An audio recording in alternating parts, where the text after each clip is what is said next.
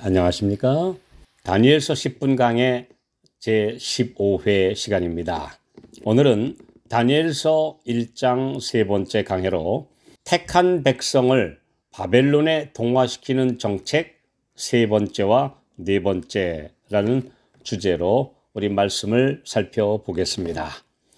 다니엘서 1장 6절 7절 그들 중에 유다 자손 곧 다니엘과 하나냐와 미사엘과 아사랴가 있었더니 환관장이 그들의 이름을 고쳐 다니엘은 벨드사살이라 하고 하나냐는 사드락이라 하고 미사엘은 메삭이라 하고 아사랴는 아벳느고라 하였더라. 지난 회에 이어 바벨론화 정책에 대해 계속 살펴보겠습니다. 첫째는 교육, 둘째는 식생활 문화, 이 두 가지 사탄이 사람들을 타락시키는 방법에 이어 세 번째 그들의 작전은 그들의 이름을 바꾸는 정책입니다. 이것은 일제가 우리나라를 식민지로 만든 치욕의 역사에서 그들이 했던 정책인 창씨 개명과 똑같은 곧 정체성을 바꾸려는 문제입니다. 세 번째 정책은 곧 내가 누구인가 하는 문제는 모든 사람에게 대단히 중요한 질문입니다. 자신의 뿌리를 확인하는 일부터 현재 자신의 위치와 책임감, 사명 등을 잊어버린 채 주변의 사소한 일상사에 파묻혀 허송세월하는 사람들이 너무나 많습니다. 하나님의 부르심과 가야 할 길을 잊어버린 사람은 자칫 쓸모없는 인생을 살다가 소망 없이 허무하게 끝날 위험이 있습니다. 이 네 히브리 젊은이들의 이름은 그 부모가 하나님께 대한 신앙을 갖게끔 지어준 것입니다. 성경의 수많은 이름들은 다 그들을 향한 하나님의 이상과 부모들의 신앙적 소원을 담은 의미를 가지고 있습니다. 그런데 그 이름을 버리도록 바벨론에서 만들어준 이름은 그 의미가 완전히 달랐습니다. 다니엘의 이름의 뜻은 하나님은 나의 재판장이시다 인데 그의 새 이름 곧 바벨론에서 지어준 이름은 벨드사살, 그 의미는요 벨이 그의 생명을 보호할 것이다 입니다.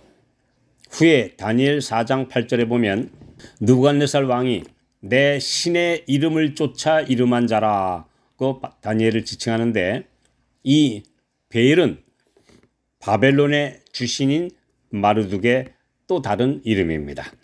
다니엘의 친구인 하나냐의 라는 이름은 여호와는 은혜로우시다 라는 뜻을 가진 이름인데 성경에만 14명의 동명이인이 있는 히브리 사람들에게는 아주 흔한 이름이었습니다. 그런데 이 바벨론식 이름은 사드락으로 달신을 경배하는 자라는 의미입니다. 이렇게 강제로 부여한 이런 이름은 참 하나님의 백성에서 우상 숭배자로 그들의 정체성을 완전히 바꾸도록 유도하기 위한 목적이 틀림없습니다.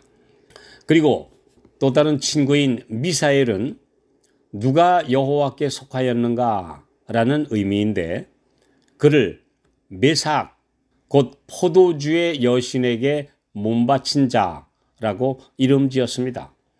하나님께 속했다고 선언한 이 젊은이를 잡아다가 그의 이름에서 하나님을 지우고 술꾼으로 만들겠다는 참으로 간악한 사탄의 계략이 그대로 나타나는 이름입니다. 그 다음 아사랴라는 이름은 여호와께서 도우신다라는 의미인데 하나냐와 함께 많이 사용된 이름입니다. 그에게 아벳느고라는 새 이름을 주었는데 마르둑의 아들 나부의 종이라는 뜻입니다. 그들에게 하나님의 도우심은 없다라고 쇠뇌하여 그들의 고유한 신앙을 멸시하도록 하고 바벨론 우상의 종으로 삼겠다고 선포한 셈입니다. 이런 모든 과정은 사탄이 자신의 대리자들인 그 바벨론 사람들을 통해서 하나님의 진실한 백성들을 배도와 반역의 길로 이끌고 있다는 사실을 분명하게 나타내 보여주고 있습니다. 요나서 1장 8절에 보면 그가 다시스로 도망하는 배 안에서 풍랑 중에 끌려나와 네 생업이 무엇이며 어디서 왔으며 고국이 어디며 어느 민족에 속하였느냐라는 질문을 받자 그가 9절 10절에 그가 대답하되 나는 히브리 사람이요 바다와 육지를 지으신 하늘의 하나님 여호와를 경외하는 자로라 하고 자기가 여호와의 낯을 피함인 줄을 그들에게 고하였다고 기록되어 있습니다. 그리스도인들, 특히 하나님의 종들은 그가 가진 정체성과 사명에 대해 분명하게 말해야 하는 도전을 필히 받게 되어 있습니다. 이 사실을 인식하고 처신을 바르게 해야 할 의무가 있습니다.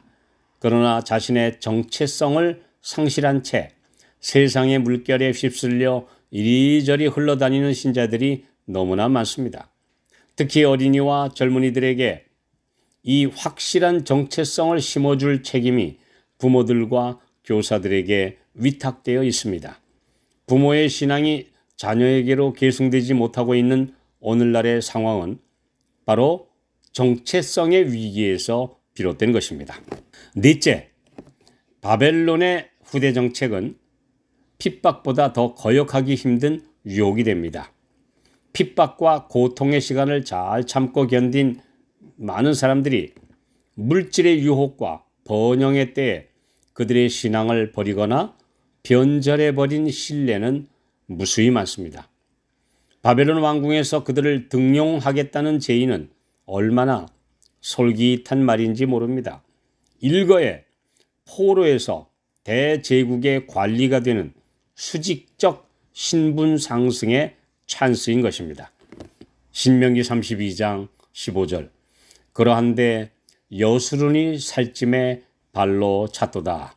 내가 살찌고 부대하고 윤택함에 자기를 지으신 하나님을 버리며 자기를 구원하신 반석을 경홀히 여겼도다.